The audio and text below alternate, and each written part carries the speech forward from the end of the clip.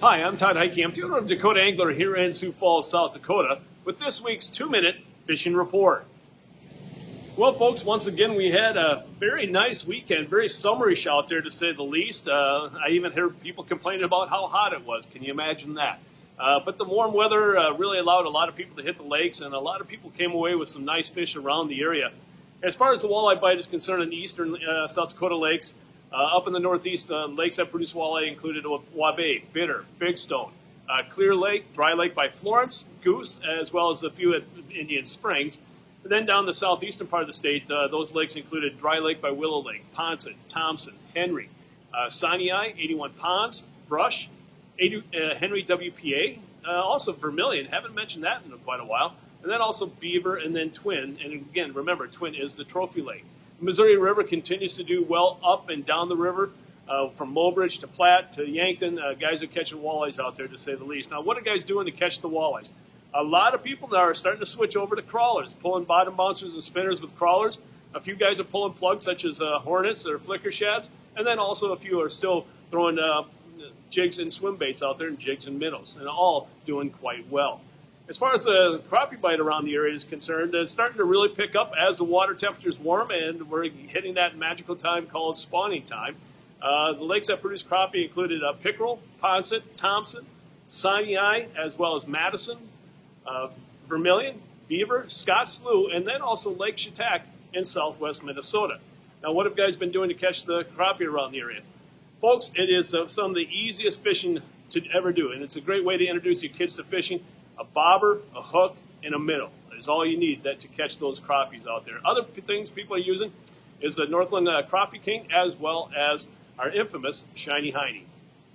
In this week's edition of Todd's Tackle Tips, we're going to talk about bass fishing and bass tackle that can also be used for walleye fishermen. And a lot of people are going, scratching their head going, what are you talking about? Well, folks, there's a lot of things that can be cross-utilized that was originally thought of or developed in the bass market that is now being used in the walleye circuit as well.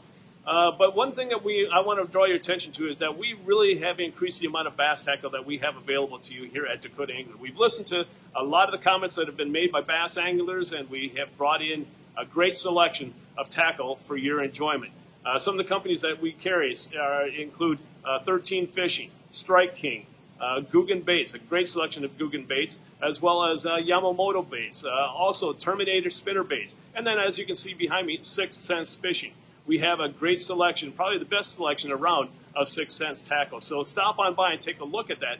And some of the baits that that is meant for bass fishing has also been utilized by walleye fishermen with great success.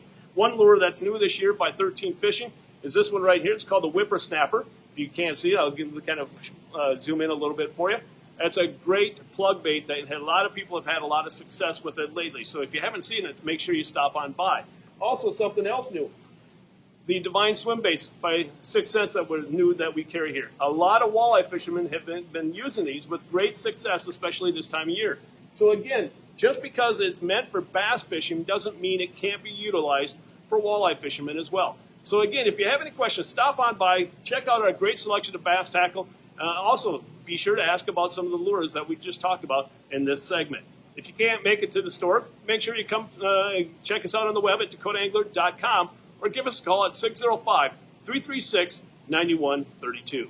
And now it's time to take a look at a few photos that you sent in to me this past week.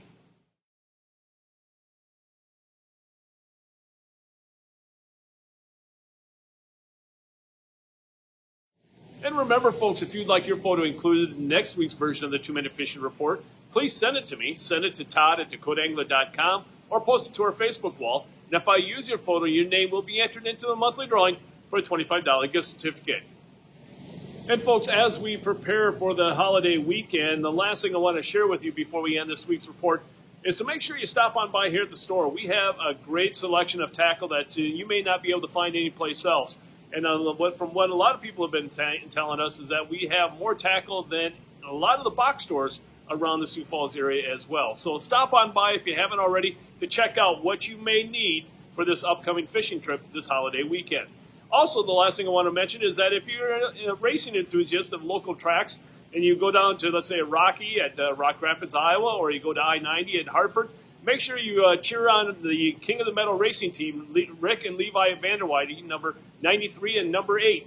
Dakota Angler is a proud sponsor of both of them, and you stop by the pits. Make sure you say, how much you appreciate what they do out on the track. Well, folks, that's this week's version of the 2-Minute Fishing Report. For Dakota Angler, I'm the owner, Todd Heitkamp, and as we say around here, fish on! We'll see you next weekend again. Thanks for watching. Go Rick, go Levi, and folks, stay healthy and stay safe.